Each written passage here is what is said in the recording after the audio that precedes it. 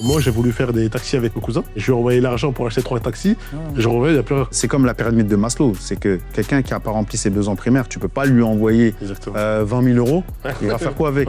Le mec, il a jamais eu 20 000 euros dans sa poche. Toi, tu lui envoies, ouais, prends les taxis. Mais après, la problématique qu'on a, c'est que nous, nos consultants, c'est des gens qui ne veulent pas forcément aller habiter en Afrique. Ouais. Ils veulent rester ici parce qu'il y a le confort salarial. Bien sûr. Donc, il faut des relais sur place. Ouais, il faut des relais sur place. En fait, j'ai des terrains. Là, j'ai une construction en cours. Puis j'ai investi avec mon frère. Avec Ripat Africa, on voulait louer une maison pour avoir un lieu d'ancrage en Afrique, en Côte d'Ivoire par exemple. Quand on a vu la location, c'était 2,5 millions. Ça fait à peu près 3 900 euros par mois. Et quand tu tires sur 5 ans, tu vois que c'est mieux de construire en fait. Exactement. Tu vois, la construction c'est rentable. Après, ça dépend du pays. Il y a des pays où c'est beaucoup plus rentable que d'autres. Je pense que par exemple au Maroc, c'est plus rentable qu'en Sénégal. Moi, j'ai des flux un peu partout. Donc j'ai déjà investi en Afrique dans des terrains, des villas, etc. J'ai investi ma RP ici dans l'immobilier. J'ai investi beaucoup en crypto. Je faisais même du minage de crypto. En fait, ce qui fait peur aussi aux gens, c'est vous, Ripat Africa, est-ce que vous avez des appuis politiques? Alors nous, en Sénégal, en Côte d'Ivoire, on est très fort. Si nous, en tant que Ripat, on peut pas sécuriser ça, on sert à rien. Bonjour et bienvenue dans un nouvel épisode de Invest Mindset. Aujourd'hui, on reçoit une personne qui a réussi à faire beaucoup pour notre communauté, une personne qui a pris les devants et qui est allée de l'avant. C'est Kara Diaby. Salut Kara. Salut. Comment vas-tu? Ça va très bien et toi? Ouais. Comment s'est passé le voyage? Très bien, très bien. Hein. Donc moi, tu sais, je suis toujours entre deux avions là pour gérer la communauté. Donc là, j'étais au Ghana il y a une semaine. Là, je suis à Paris, mais après, je vais aller là, je vais au Luxembourg demain. Donc pour rencontrer la communauté. Donc voilà. Il y a énormément de... Tu sais, la diaspora africaine, il y en a un peu partout, quoi. Aux États-Unis, en France, en Luxembourg, en Suisse, en Allemagne, en Angleterre. Donc on doit être un peu partout, quoi. Première question, Kara. Parce que pour ceux qui ne te connaissent pas, moi, ce que j'ai un peu épluché ton parcours, tu es passé par Cage Business School. Cage Business School, et après, tu es parti en VIE au Cameroun. Pourquoi tu as fait le choix d'aller au VIE au Cameroun? Parce que normalement, les gens qui font les écoles de commerce hors Cage, etc., ils ont un parcours très franco-français. Enfin, ils restent en France. Tu peux nous expliquer? Moi, en fait, c'est mon frère. Tu vois, j'ai un grand frère qui bosse depuis 20 ans et il bosse en Afrique. Il a fait 20 ans de sa vie en Afrique. Et un jour, il me dit, ouais, Kara, j'avais 21 ans, je crois. Il me dit, Kara, qu'est-ce que tu veux faire de ta vie? Je dis, bah, moi, je vais aller aux States, ou je vais aller en Amérique du Sud et tout, machin. Il me dit, ouais, mais tu veux quoi? T'es africain, hein? Nous, on a un continent à développer, donc viens avec moi, on va développer, tu vois. Et c'est là où il m'a mis la graine dans la tête. Je me suis dit, ah ouais, l'Afrique, c'est vrai, c'est un marché, quoi. Donc, j'ai commencé à regarder, à m'intéresser à ce que j'allais faire plus tard, ma carrière et tout. Et à un moment donné, je voulais être fonctionnaire international. Et j'avais rencontré des fonctionnaires internationaux, donc tu sais, ceux qui bossent à l'ONU, etc. Et il m'avait dit, ouais, très important, maîtrise bien l'anglais et fais un VIE parce que ça compte pour la suite. Et du coup, c'est pour ça que après mes études, je suis parti faire un VIE en Afrique. Donc c'est ça à la base, tu vois. Et donc c'était au Cameroun, c'est ça? J'ai fait 2 ans au Cameroun, j'étais au port de Douala. En gros, moi, ce que je faisais, c'est que j'étais en charge d'importer tous les véhicules qui viennent d'Europe.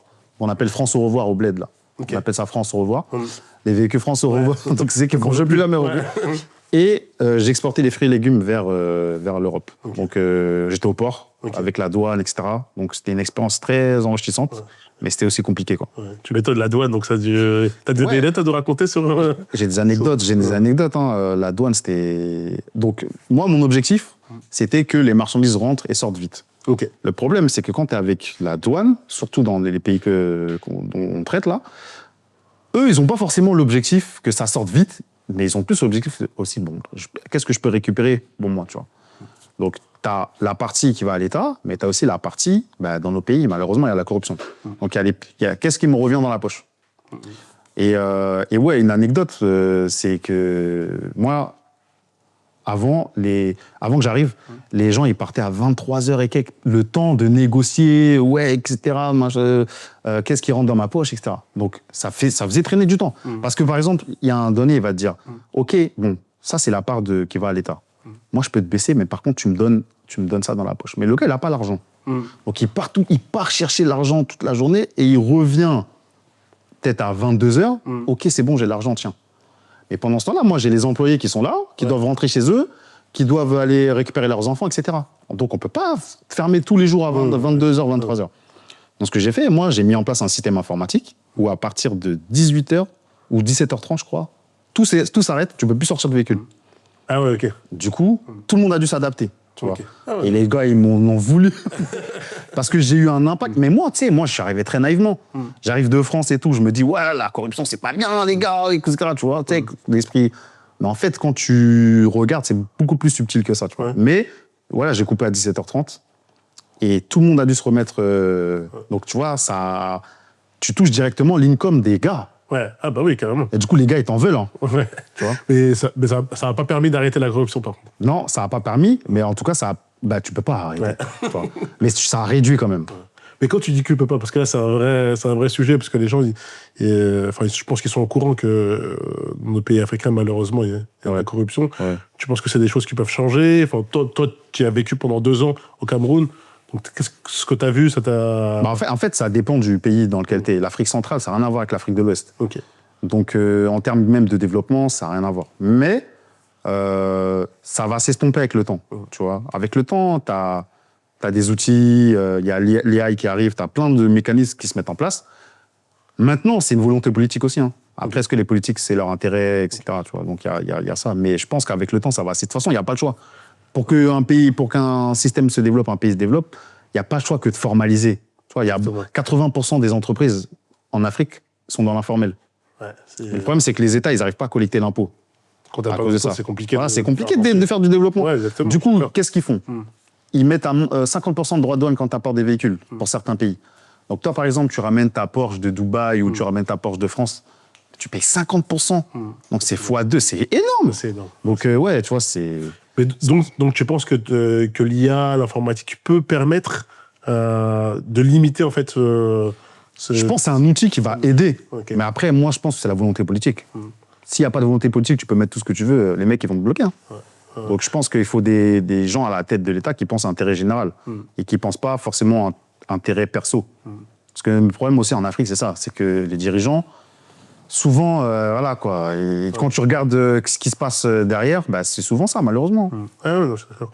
Pour revenir sur le sujet lié à toi, de base, tu as fait Kedge, comme on disait initialement. Ensuite, tu t'es dirigé vers un parcours plus informatique, technique. Ouais, bah en fait, quand j'étais au Cameroun, je t'ai dit que j'ai fait des logiciels pour bloquer à 17h30, etc.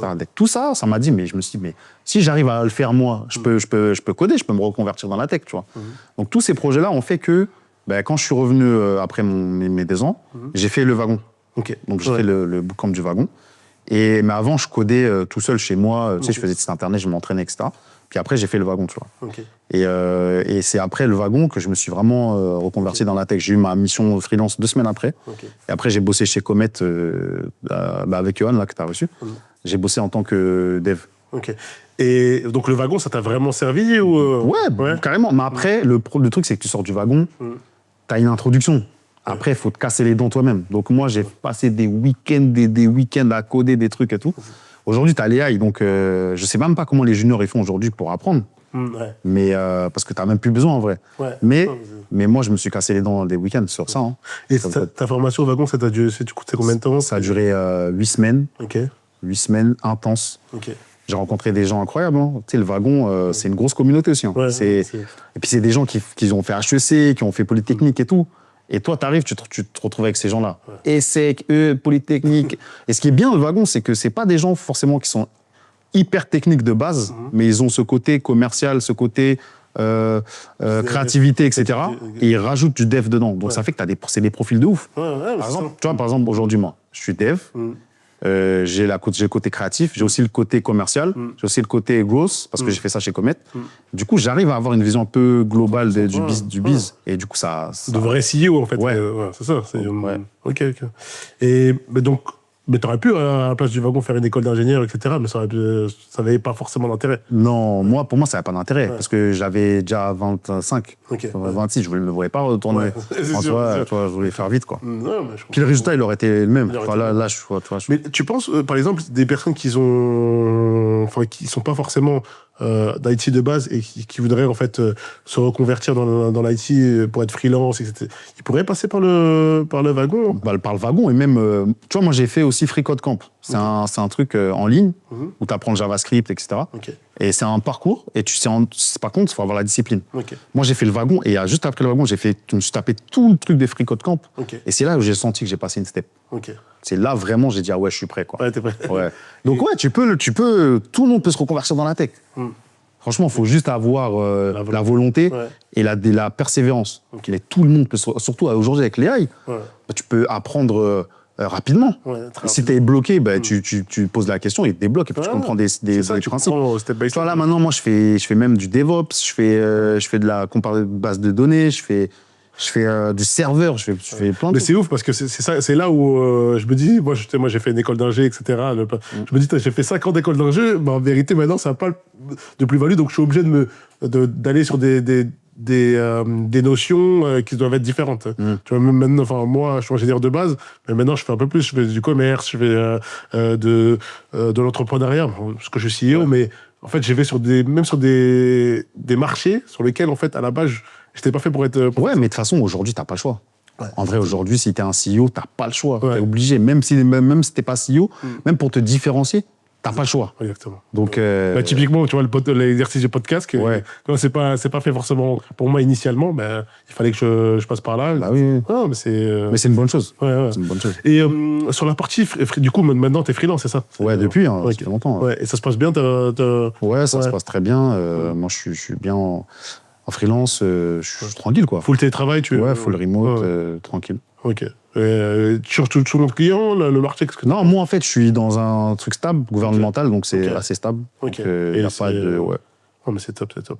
Et financièrement, comment tu t'en sors, toi? Tes flux, c'est quoi? C'est directement en Afrique que tu gères ça ou... Non, bah moi, j'ai des flux un peu partout. Donc, j'ai déjà investi en Afrique, dans des terrains, des villas, etc. J'ai investi ma RP ici dans l'immobilier, ici. Et puis, j'ai investi beaucoup en crypto. J'ai beaucoup de crypto, de Bitcoin, Ethereum, etc. Je faisais même du minage de crypto. Ah non, je faisais du minage de Bitcoin. Ouais. Puis après, j'ai investi aussi dans des projets d'entreprise. Donc, soit avec des associés en Afrique ou avec des associés en Europe, quoi. Donc, ouais. Pour revenir sur le minage, moi aussi, j'ai pas mal de consultants qui font ça. Ça peut être rapidement intéressant. Ouais. Non, mais et sur l'Afrique, l'achat de terrain, après derrière, tu fais quoi? Tu construis derrière Ouais, alors j'ai des terrains et là, j'ai une construction en cours. Ouais. Puis j'ai investi avec mon frère. Donc Et c'est rentable, ça ça peut être rentable, ouais, parce que, par exemple, je te donne un exemple. Avec Ripat Africa, on voulait louer une maison pour avoir un lieu d'ancrage en Afrique, en Côte d'Ivoire, par exemple. Quand on a vu la location, c'était 2,5 millions. 2,5 millions, ça fait à peu près 3 900 € par mois. Et quand tu tires sur 5 ans, tu vois que c'est mieux de construire, en fait. Exactement. Tu vois. Et du coup, tu vois, donc la construction, c'est rentable. Parce que derrière, tu vas pouvoir avoir des loyers qui vont te... Après, ça dépend du pays. Il y a des pays où c'est beaucoup plus rentable que d'autres. Tu vois. Je pense que, par exemple, au Maroc, c'est plus rentable qu'au Sénégal. Parce que le Sénégal... Les prix du terrain, du foncier, c'est extrêmement cher. Zal m'a dit 400 mètres carrés, c'était 700 000 €.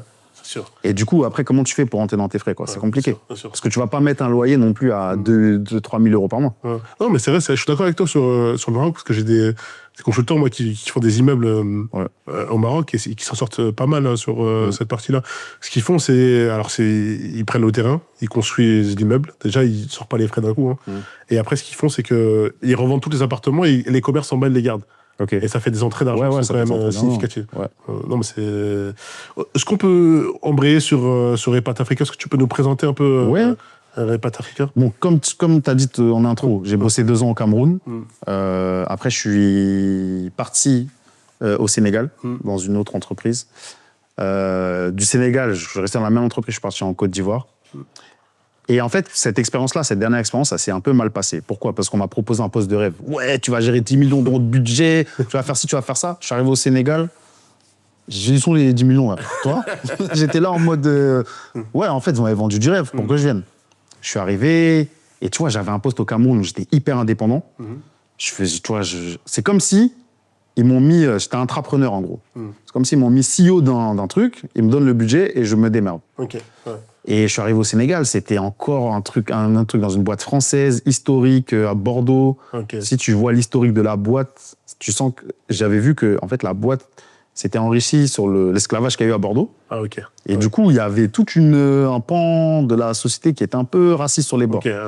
Et donc je me suis dit non mais là faut que je me casse quoi. Donc et puis je voyais que c'était pas la même ambiance. T'avais un manager un peu flic.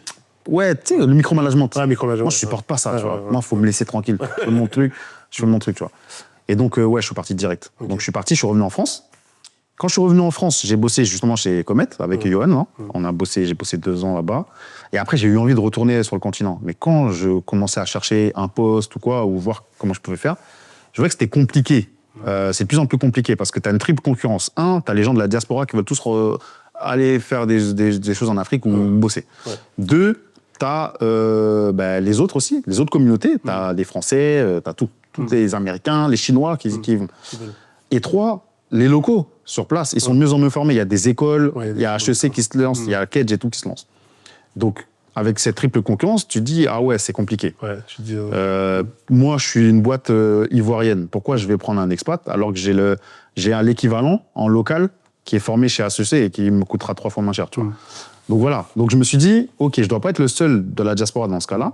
Je vais essayer de créer une communauté où les gens ils vont être dedans et puis on va nous-mêmes se donner des opportunités. Okay. C'est comme ça que ça a commencé Repat.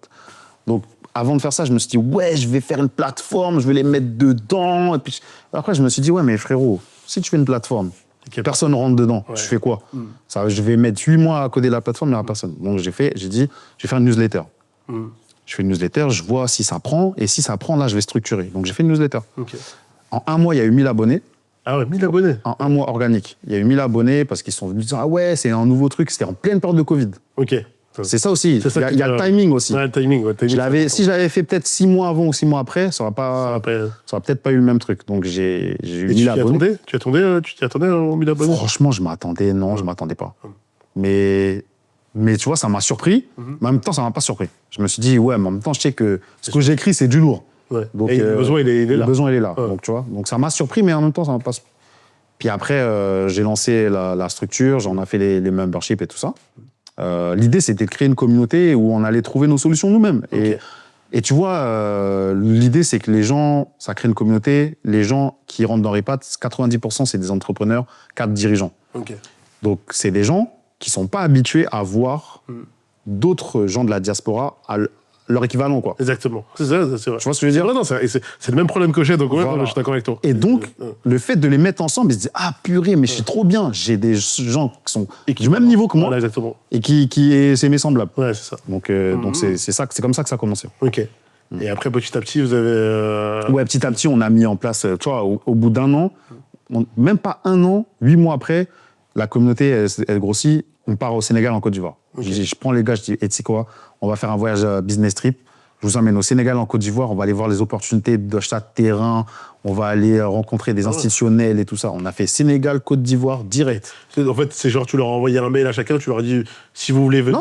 Non, à l'époque, on avait Slack, je crois. Ok. Slack, j'ai dit, bon, les gars, on part au Sénégal, Côte d'Ivoire. Je lance un business trip qui vient. Ah, moi, je viens. Vas-y, ouais, trop bien et tout. Du coup, on était 13 à partir. Ouais. On est parti. On a fait un tour et tout, excellent, tu vois, un truc de ouf. Et quand je suis revenu, j'ai dit, mais pourquoi on n'a pas filmé? C'est vrai. J'ai dit, mais... En fait, l'expérience est tellement ouf qu'il fallait filmer. Genre, c'était la réalité. Donc après, on est revenu. Ensuite, on était 100, je crois. Et après, on est passé à 200 en pas longtemps. Parce que les gens, ils ont vu, ça a fait du buzz un peu. Puis après, on a fait le deuxième. Et c'est quand on a fait le deuxième, on a fait un partenariat avec une influenceuse. Qui est venu avec nous et tout, et là, ça a explosé. C'est là où ça a explosé, Repat. Et là, on a fait un film et tout, après on l'a projeté au cinéma et tout ça. Et c'est Repat Tour, en fait, vous faites quoi concrètement Concrètement, le Repat Tour, c'est, tu prends 10 ou 15 personnes, tu les amènes en Afrique pendant 10 jours, dans un pays africain. Donc on a fait Sénégal, Côte d'Ivoire, Bénin pour l'instant. Et l'objectif, c'est qu'ils se disent, OK, ces gens-là, ils ont des projets, est-ce que tu peux implémenter ton projet dans ce pays-là? Donc tu rencontres entrepreneurs, institutions publiques, tu rencontres des ministres. On a même failli voir le président en Côte d'Ivoire, mais bon, l'agenda a fait qu'on n'a pas pu. Tu rencontres des gens qui ont déjà fait le retour, qui partagent leur expérience. Et tu fais du tourisme, un peu de la culture et tout le week-end, parce que le week-end, tout est fermé. Ah, c'est top. Donc, c'est des voyages, c'est une expérience de ouf. Hein. Franchement, nous, on en a fait 3 en 2025. Parce que c'est dur d'organiser. On a fait Bénin, Côte d'Ivoire, Sénégal. Comme vous voyez les institutionnels, il faut préparer, etc. Et donc, c'est comme ça qu'on se fait du réseau, du coup. Parce que, tu sais, on ramène des gens qui veulent investir. Et les gens se disent, ah ouais, on voit pas ça tout le temps. Et puis les profils, quand tu vois les profils, c'est toute l'Afrique. Tu vois, en Côte d'Ivoire, dans la délégation, il n'y avait que 2 Ivoiriennes. Tout le reste, c'était Rwanda, Burundi, Antilles, il y a Congo, tu vois, Sénégal, il y avait tout. Et du coup, les gens disent, c'est chelou, on n'a jamais vu ça. Donc, tu vois, c'est ça qui permet de... Et du coup, donc, ils font les repas de tour, etc. Et concrètement, d'ailleurs, il y a des choses qui se passent. Bien sûr. Alors, tu vois, par exemple, le dernier repas de tour Sénégal, il y a des membres là, ils ont pris un immeuble, ils ont payé un immeuble et ils le mettent en sous-loc. Ils se sont mis ensemble pour faire ça. Tu vois, c'est incroyable. Tu vois, c'est incroyable.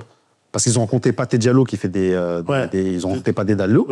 Pathé Diallo, ils les a motivés. Ils ont dit, ah, c'est quoi, bam. Ils ont pris un immeuble et ils ont fait de la sous-loc. Il y en a d'autres qui ont monté. Il y en a un là, il a monté une ferme là au Bénin. Tu vois, il y en a un qui a fait ça. 50% des gens qui ont fait le repas tour sont installés en Afrique.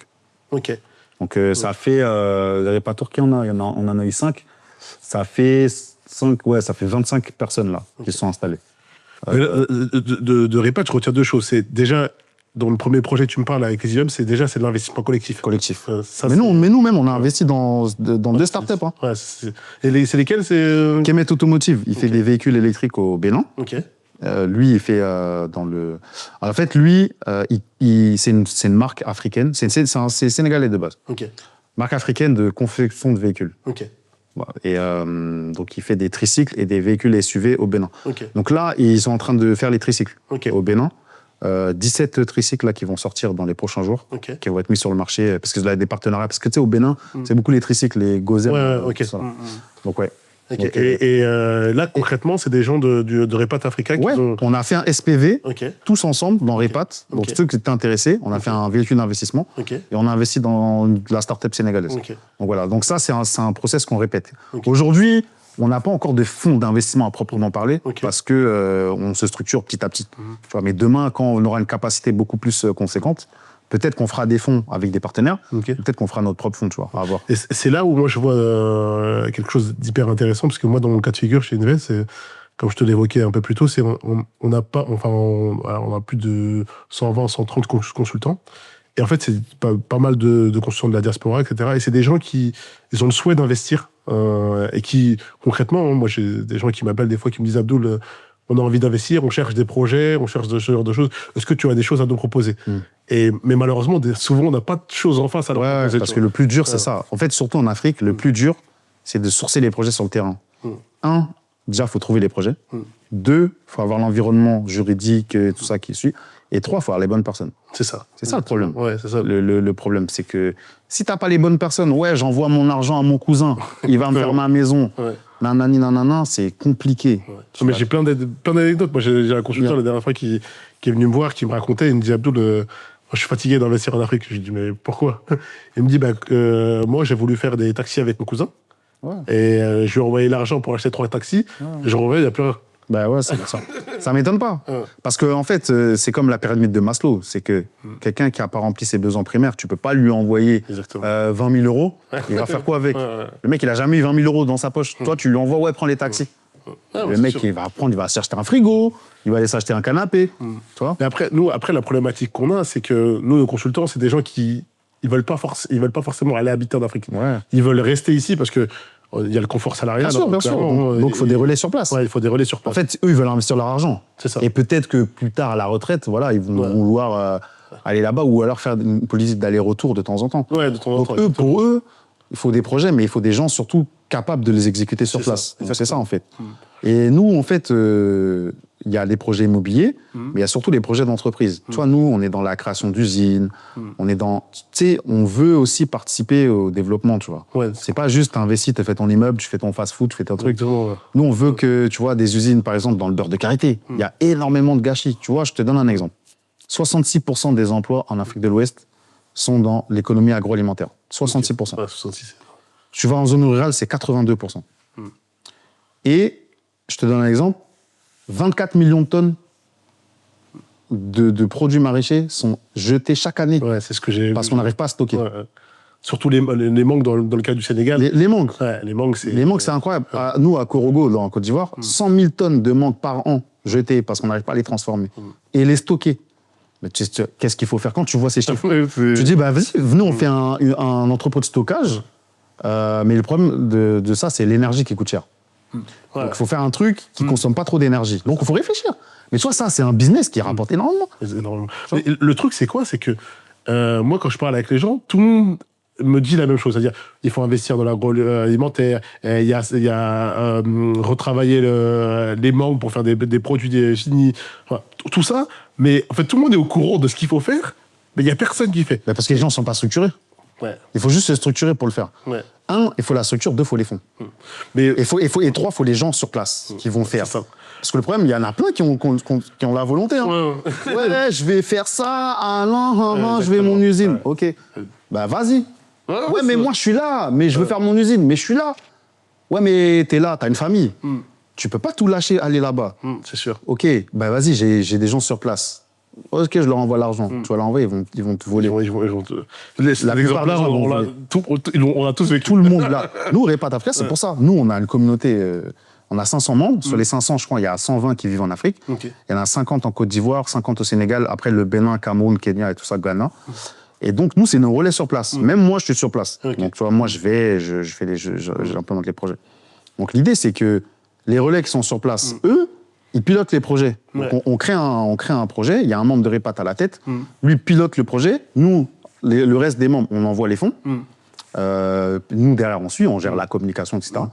Et après, le projet, il est piloté, tu vois, par des gens vraiment aguerris, qui ont déjà fait des projets sur le terrain.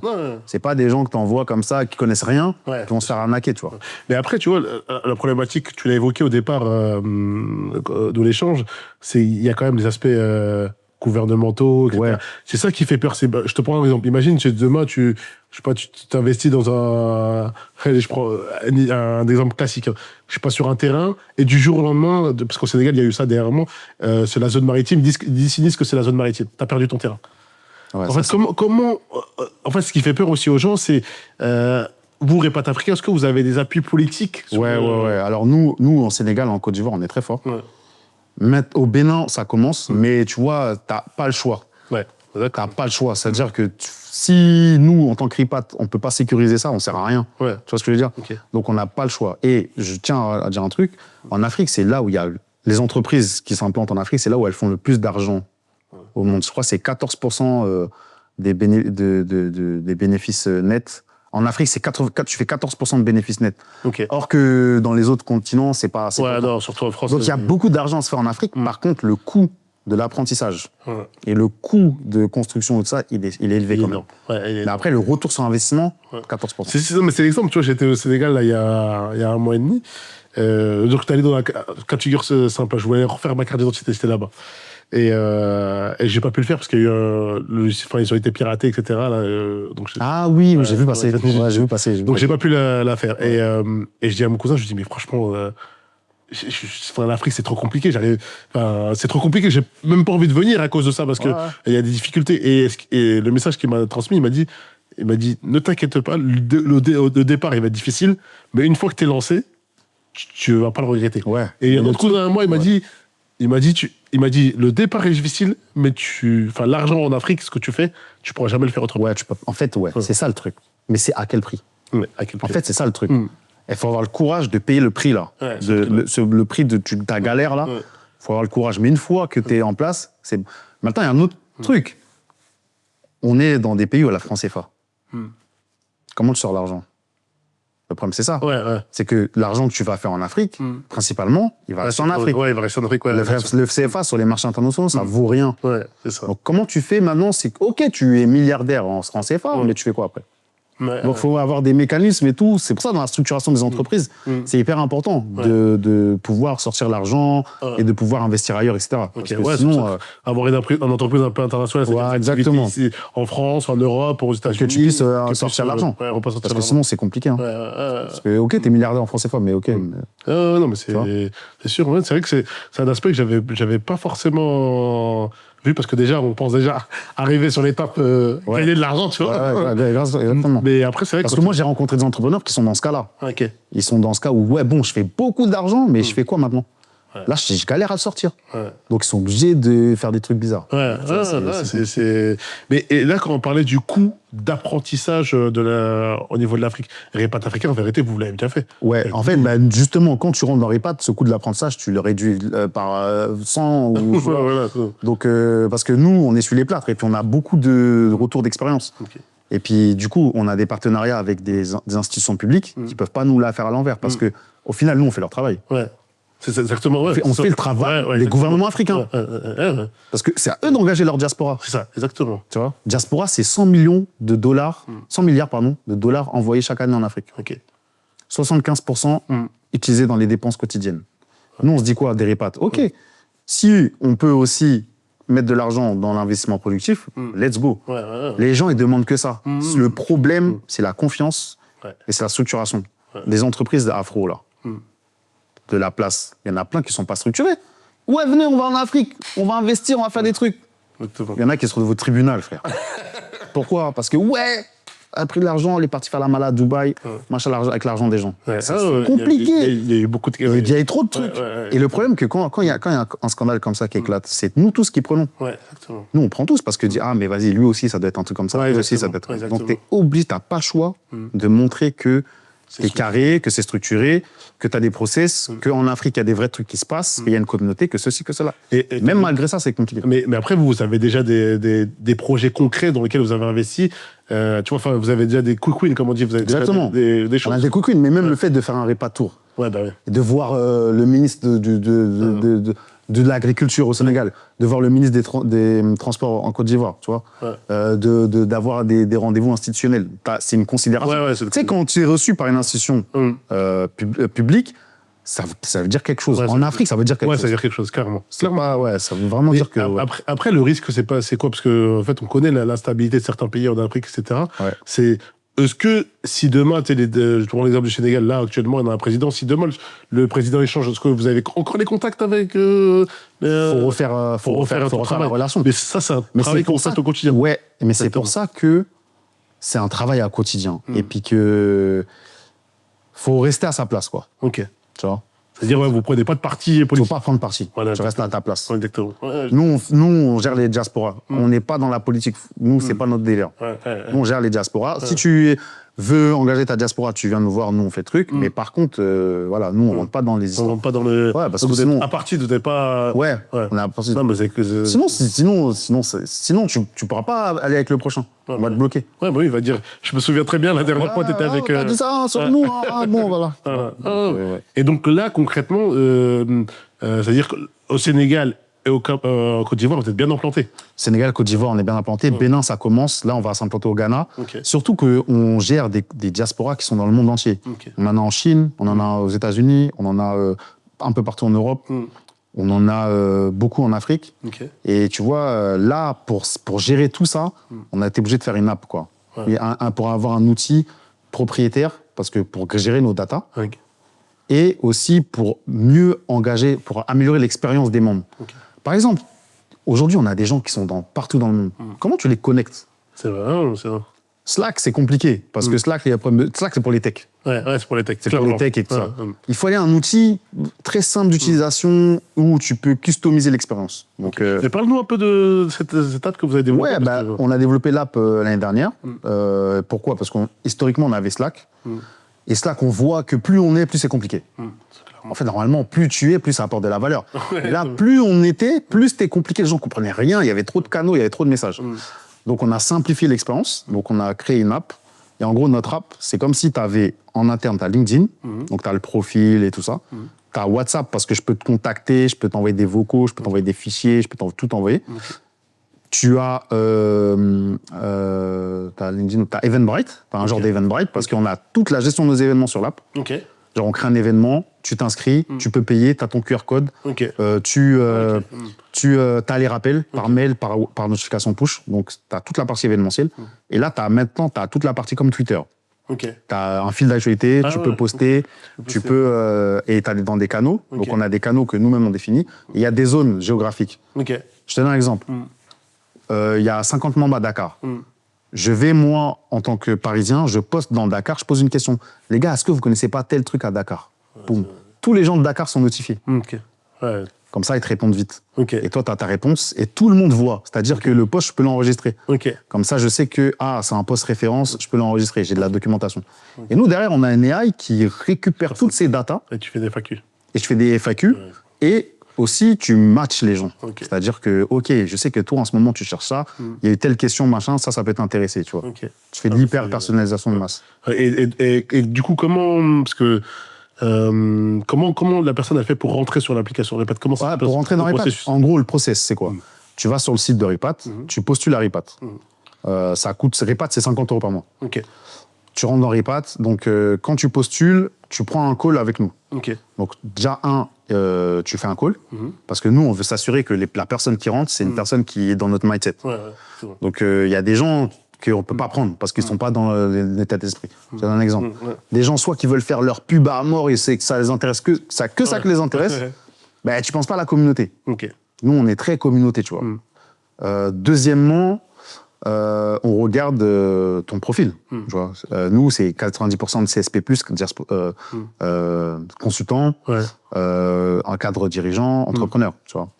Ensuite, si ça correspond, tu rentres dans Repat et là, tu as tout un mois d'onboarding où tu fais un événement en ligne, tu fais un événement physique, un dîner ou une rencontre. Et puis après, tu es dans la communauté et puis tu développes, tu participes aux investissements, aux réunions et tout. Puis après, tu as accès à toute l'application. Donc, tu as accès à tout l'historique. Et donc, 500 personnes déjà qui sont passées par ce processus-là. C'est-à-dire, vous avez 500 personnes, c'est 500 personnes qualifiées et qui sont capables de... C'est 500 capables. Tu vois, 500 personnes. Parce que ça, on a fait 2 fois plus de calls. Parce qu'il y en a qu'on n'a pas pris, il y en a qui sont partis entre-temps et tout. Tu vois. Exactement. Donc, et du coup, c'est quoi la suite? Vous avez, la suite, pour nous, la vision, c'est de ramener plus de gens.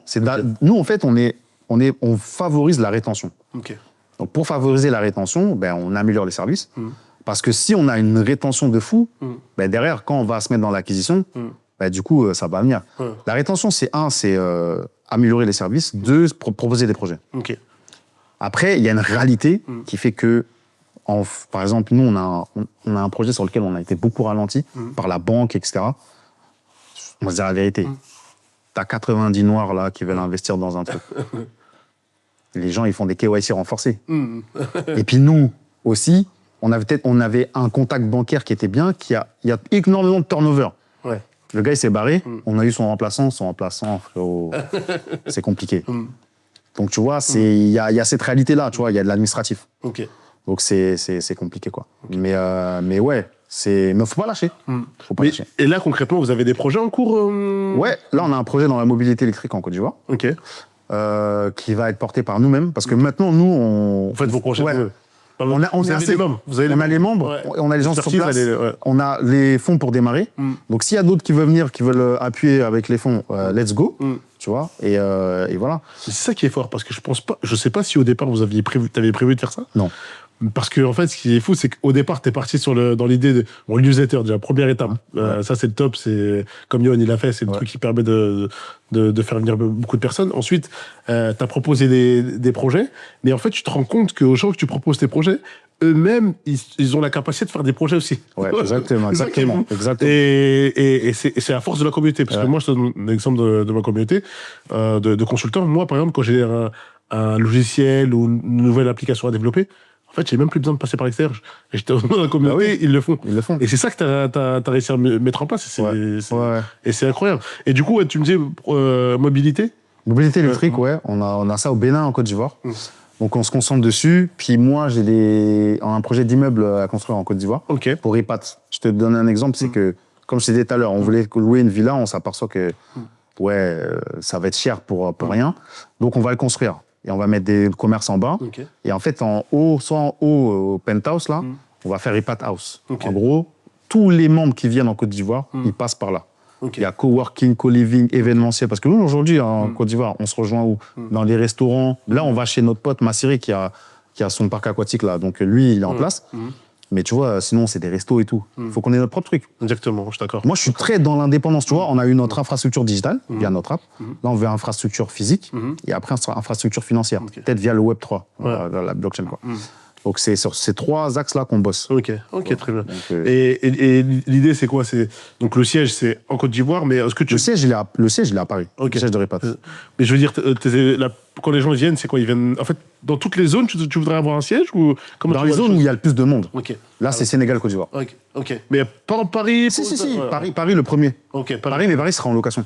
Ok, au début, ce sera en location. En début, ouais. Et après, tu veux dans chaque pays en fait avoir. Et l'idée, c'est une très bonne idée. Tu as tout à fait raison, c'est d'être propriétaire en fait via la communauté Via la communauté. Ouais. C'est exactement ça. Parce que ça appartient à la communauté. Ouais. Nous, Repat, en fait, on sait les fruits de Repat, peut-être nous-mêmes, on va même pas les voir. Oui, exactement. Parce que c'est tellement long et tout ça, mais on constitue la base pour ceux qui vont reprendre derrière. Exactement. Tu vois. C'est nos petits frères qui vont reprendre. Exactement. Mais c'est ça que j'aime bien, moi, c'est que, en fait, c'est pas que vous pensez à la génération d'après. Bien sûr. Mais tu vois, on pense à la génération d'après parce que ceux d'avant n'avaient pas peut-être pas la même capacité que nous de faire. Maintenant, nous, on a la capacité de faire. Tu vois, on a nos business à côté. Ouais. On peut se permettre de s'investir, tu vois. Okay, ouais. Donc, on le fait. Non, mais voilà. Après, il ne faut pas s'oublier, tu vois. C'est ça important.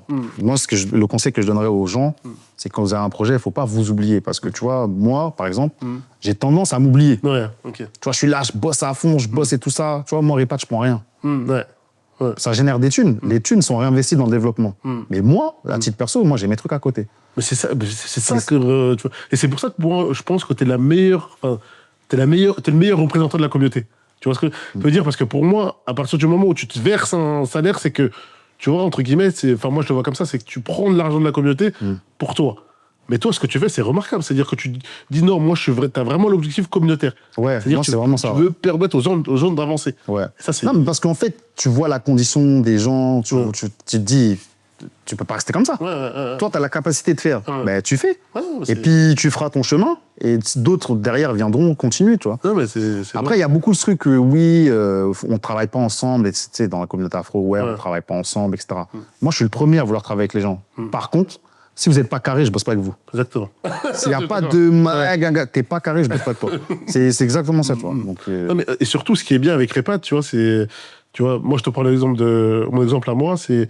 Tu vois, moi, j'ai décidé de faire des podcasts, etc. Parce que j'ai un petit frère, je voulais montrer qu'il y a de la possibilité de réussir dans la vie, hors que footballeur, chanteur, etc. Donc c'est pour ça que j'ai décidé de faire du podcast, montrer que... Mais toi, ta réussite, elle est remarquable. Hein. Ouais, c'est un truc de ouf. C'est un truc de ouf. Et le fait... Et tu vois, ça montre que moi, je respecte ton parcours. Tu sais pourquoi? Parce que tu fais pas de bruit. Tu es dans ton coin, tu fais ton truc. Et là, maintenant, on va commencer à ça. Parce qu'il faut que les gens voient que c'est pas toujours ceux qui postent sur LinkedIn, Instagram et tout, qui sont en vrai, tu les vois, ils font rien, quoi. Donc, ouais, franchement, c'est remarquable. En fait, l'idée, c'est quoi? C'est de proposer des alternatives aux gens. Voir qu'il y a de la possibilité de réussir autrement que par du foot, de la chanson, et qu'on puisse voir en fait que voilà, quoi, dans la vie tu peux faire des études, travailler et réussir, lancer des projets, se mettre en communauté pour faire avancer le pays, parce que l'ambition de Repat, moi quand je la vois, je me dis, vous pouvez aller, en fait, vous pouvez permettre à certains pays de passer un step. Exactement, ouais, à terme, ouais. En fait, c'est ça. Et en fait, toi, tu vois le potentiel, mais le problème, c'est qu'il n'y a pas assez de gens qui le voient. Tu vois, il faudrait qu'il y ait des gens qui se sentent concernés vraiment par ça. Parce qu'en France, la mentalité française, c'est, en tout cas au niveau de la diaspora, c'est qu'est-ce que ça me rapporte à moi en tant qu'individu? Moi, ça me rapporte quoi? Ok, je rentre dans les pattes, mais ça me rapporte quoi, moi? Je suis allé à Atlanta, aux États-Unis. Ils ont dit, mais ça rapporte à la communauté. Il dit que moi, tout ce qui fait empower ma communauté, je le ferai.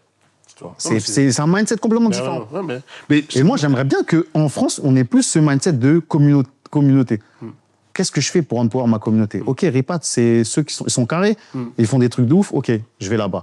Il y a une autre organisation qui fait des trucs de ouf, ok, ben je soutiens aussi, tu vois. Non, mais c'est vrai, je suis d'accord. Et ça, c'est le mindset que tu as, toi. Et moi, c'est le mindset que j'ai aussi. Parce que c'est pareil.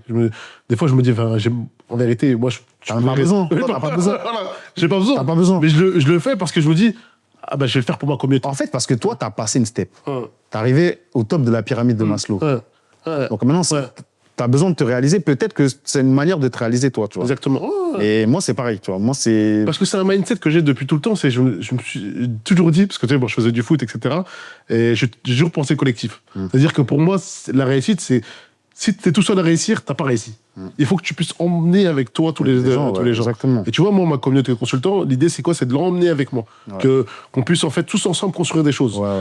Et dans ce cas de figure, tu vois, moi, c'est pour ça que je voulais absolument, moi, t'avoir en podcast, parce que je trouve que c'est remarquable ce que vous faites. Et j'ai envie de pousser, en fait, les gens de ma communauté à aller vers Repat, tu vois. C'est parce que c'est quelque chose qui peut en tout cas, vraiment... Franchement, vous êtes les bienvenus, parce que tu sais, là, on est en train... Il y a même une autre communauté, une fille qui vend des terrains au Sénégal. Elle a une communauté, tu vois, pareil, de propriétaires. Et elle me dit, ouais, mais Kara, en fait, quand je vois Repat, maintenant, voilà, on est connu, on a l'écosystème, on a l'infrastructure. Pourquoi je ne merge pas ma communauté chez vous et puis on est tous ensemble, tu vois. Et puis surtout, on fait des projets. Tu vois, l'idée, c'est de faire des projets, quoi. Exactement. Et en fait, les projets, on ne pourra pas les faire s'il n'y a pas d'argent. C'est impossible. Et moi, dans mon cas de figure... Dans le cas de figure, c'est les gens qui me disent, on a l'argent, on cherche des projets. On cherche des projets. Et nous, on a les projets, mais on cherche des fonds. Donc, tu vois, c'est complémentaire. Après, ce qui est intéressant avec vous, c'est que, en fait, c'est pourquoi les gens, des fois, sont craintifs, ils ne veulent pas forcément y aller, c'est... En fait, ce que tu disais initialement, c'est il faut que ce soit carré. C'est-à-dire que les choses soient bien définies, qu'on sache où on met les pieds. Parce que la plupart du temps, quand on voit ton cousin, comme on disait, c'est pareil. Puis aussi, il faut que les gens acceptent que les choses ne sont pas en un jour. Ça, c'est... Parce que tu vois, on part de zéro. Nous, on est aidé par personne. Il n'y a aucune institution qui nous aide. On est financé par personne. Du coup, tout ce qui est construit, c'est vraiment nous, en tant que team. Et c'est volontaire, tu veux pas demain faire... En fait, le problème, c'est que si tu passes par des gens, derrière, t'as des contreparties. Donc nous, aujourd'hui, on a fait ce qu'on a fait, on a nos outils et tout ça, mais il n'y a personne qui peut nous dire, par contre, là, vous mettez pas ça, vous postez pas ça. Là, par contre, là, tu vois, moi, je te parle cash. Là, si j'avais quelqu'un derrière, par contre, là, non, tu peux pas dire ça. Mais est-ce que vous avez pensé à mettre en place genre des financements d'entreprise, genre je sais pas moi, je te donne mon cas, genre Invest, ils veulent aider Repat Africa, etc. Ou prendre des parts, ou je sais pas, ou rentrer dans le projet mais de façon entreprise, tu vois. Est-ce que vous avez pensé à ce genre de choses-là ou... Alors on n'a pas vraiment pensé à ça, mais on est ouvert. Moi je suis pas fermé. Derrière, en fait moi c'est l'impact qui me drive. Ça, moi, tout ce qui va faire qu'on a plus d'impact, moi, je suis OK. Et là, concrètement, si je prends quelqu'un de ma communauté qui veut rentrer chez Repat, qu'est-ce qu'il doit faire? Comment il fait pour rentrer? Soit il vient sur le site directement et il rentre lui-même. Soit tu me dis, écoute, Kara, moi, j'ai tant de personnes dans ma communauté qui veulent rentrer. C'est toi qui portes le truc. Moi, je leur fais tous les accès, mais c'est toi, après, qui, par exemple, qui fait un seul prélèvement ou quoi, pour tout le monde. Ils rentrent tous dans la communauté, et puis ils participent aux événements à Paris, il y en a souvent. On peut faire des événements communs, tu vois. Invest, Repat, tu vois, sur une thématique et tout, on réserve, je sais pas, un lieu ou quoi. On fait... Moi, je suis pour ce truc. Après, si pour toi, c'est mieux que ce soit toi qui t'en occupe au niveau financier, par exemple, et qu'après, nous, on gère les accès, etc., comme ça, on prend pas trop de données, on prend juste leur mail et tout ça, et on leur envoie les accès. Bah, c'est bon. Il y a plein de cas de on peut faire plein de trucs. Ouais, mais c'est ça. Du moment qu'on fait avancer la communauté. Ouais, du moment qu'on fait avancer la communauté. Moi, c'est vraiment ça, quoi. Et vous avez pensé à l'aspect Maroc ou non? C'est pas prévu dans... Si. Alors, si. On avait un... En fait, moi, mes deux cofondateurs sont marocains. Donc, tu vois, les deux avec qui j'ai fait Repat, c'est des Marocains. On a prévu de faire un Repat Tour au Maroc. Et l'objectif, ce serait de faire ça pour pouvoir avoir une communauté au Maroc gérée, mais par contre par un Marocain. Parce que c'est pas moi, en tant qu'Ivoirien. Je dis, venez, je vais vous montrer comment retourner au Maroc. Ils vont me dire, tiens, toi, tu crois que... Surtout que la diaspora marocaine, c'est des gens qui vont souvent au Maroc. Tout à fait. Ils sont très attachés à leur pays. Ils y allaient en voiture. Ou alors ils y allaient en avion, c'est pas cher. Nous, moi, la première fois que je suis en Côte d'Ivoire, j'avais 16 ans. Mais parce que c'est cher, le billet d'avion, 800 €, par an, tu vois. C'est pas facile, tu vois. Donc, ouais. Donc, en tout cas, le Maroc, c'est Maroc, en tout cas, Maroc, Surtout pour les relations qu'ils ont avec le Sénégal, avec la Côte d'Ivoire et tout ça. Donc, Maroc, c'est la suite, quoi. Parce que moi, dans le comité aussi, j'ai beaucoup de Marocains, donc je pensais à eux, je me suis dit... Bien sûr. Ils vont se sentir un peu délaissés. Non, c'est pas le cas. Vraiment, moi, mes deux cofondateurs sont marocains. Donc, Maroc, mais nous-mêmes, on cherche à faire des trucs au Maroc, quoi. Ok. Non, mais c'est cool, c'est cool. REPAT, c'est toute l'Afrique. Voilà, c'est ça que je voulais dire. Il n'y a pas de... Nous, on veut réunir toute l'Afrique. Et si on peut aller au-delà des clivages rebeu-renois, ce serait top. Ouais. Tu vois. Moi, je suis pour ça. Moi, je suis pour ça aussi. Merci pour ça, parce qu'on sait ce qui se passe. Ouais, les rebeux, les renois, machin, non. Moi, c'est toute l'Afrique. Franchement, REPAT, il y a de l'Afrique de l'Est, il y a de l'Afrique centrale, il y a de l'Afrique de l'Ouest, il y a de l'Afrique du Nord, il y a des Marocains, il y a des Algériens dans REPAT. Et en plus, surtout, moi, ça fait... Parce que là, on parle couleur, mais en fait, la différence qu'il y a des culturelle entre, par exemple, je prends le Maroc et le Sénégal, elle est plus proche, c'est plus proche que le Sénégal et le Rwanda. Bien sûr, bien sûr. Mais bien sûr. On est plus proche. Largement. Et des gens, ils ne se rendent pas compte. Ils pensent que c'est une histoire de couleur. Non, c'est pas forcément. On a la même culture. Ouais, on a la même culture. Mais c'est pas la même culture. Mais ça se ressemble fortement. Ça se ressemble. Ouais, tu vois. Fortement. Plus que le mec du Rwanda ou l'Afrique du Sud. Ou, plus qu'un Russe. Tu vois. Non, mais c'est clair, c'est clair. Et, qu'est-ce qu'on peut te souhaiter pour la suite? Parce que là, je sais que tu vas au Luxembourg, toi. Ouais, au Luxembourg. On part là demain. Alors, la suite, qu'on continue à se développer, qu'on fasse des partenariats avec les vrais. Tu vois ce que je veux dire? Donc, Invest et tout, franchement, avec grand plaisir. Et puis, qu'on continue à empower la communauté, que la communauté grandisse. Surtout que les gens prennent conscience qu'il est temps que les gens bossent en communauté. Parce que la communauté, t'as une plus grosse force de frappe. Et le risque, il est dilué dans la communauté. C'est-à-dire que plus on est, moins chaque personne prend de risques. Exactement. Parce que si on va sur des projets, tout le monde nous regarde. Donc on ne peut pas se louper. Et puis l'argent, il est dilué dans le groupe. Donc, au lieu de t'as 100 000 euros, tu investis 10 000 euros dans 10 projets, plutôt que d'investir 100 000 dans un seul. Ouais, bien sûr. Tu vois, t'as plus de chances de réussir. Non, c'est clair, c'est clair. Ouais, mais c'est top. Et t'as des chiffres que tu t'es mis en tête sur la 2026-2027, t'as prévu des ouais, nous, on veut doubler la communauté en 2026. Puis, on veut investir, on veut avoir une capacité d'investissement par projet de 500 000, quoi. Minimum. 500 000 euros, tu vois, pour démarrer des usines, etc. Puis là, c'est nos projets. On ne veut plus forcément investir dans les startups externes et tout, parce qu'on veut maîtriser 100% de la chaîne. Par exemple, toi, demain, tu me ramènes des investisseurs. Toi, si je te dis, ouais, on a investi dans une startup, mais voilà, c'est pas nous qui gérons. C'est relou. Alors que si nous, on gère, toi, tu es dedans, on est tous dans le projet, tous les gens, on voit, il y a les KPI et tout, c'est transparent. Il n'y a personne qui peut dire, ouais, bon, machin. Donc, on est obligé de performer. Tu vois. Non, mais c'est sûr. Après, il y a un risque. C'est pas forcément ça. C'est inhérent à chaque projet. Voilà, tu vois ce que je veux dire? Mais ce qui est intéressant, c'est que, en fait, nous, la grosse problématique qu'ils ont les consultants, c'est qu'ils n'ont pas forcément le temps d'aller tout le temps là-bas. Alors que là, vous êtes sur place. On est sur place, on peut faire le relais. Tout et après, les consultants, s'ils ont 10 jours, ils font un repas de tour. Tu vois, ils font un repas de tour, on les amène, tac, tac, ils voient comment ça marche, ils voient dans quoi ils peuvent investir. Tu vois, c'est une bonne porte d'entrée, quoi. Non, c'est sûr, c'est sûr. Ok. Non, mais en tout cas, j'étais ravi de te recevoir. C'est avec grand plaisir. Merci pour l'invitation. Le début d'un partenariat entre nous. Avec grand plaisir. Personnellement, parce qu'on est deux diabis. Donc les deux diabis, c'est ça le truc. C'est ça qu'on n'a pas dit. C'est qu'on est deux diabis. Voilà. Les diabis, c'est tous des frères. Hein. Faut savoir. Hein. Nous, les diabis, on est très fiers d'être des diabis. Moi, mon oncle, à chaque fois, il me disait, c'est nous, les diabis. Nous, on est comme ça.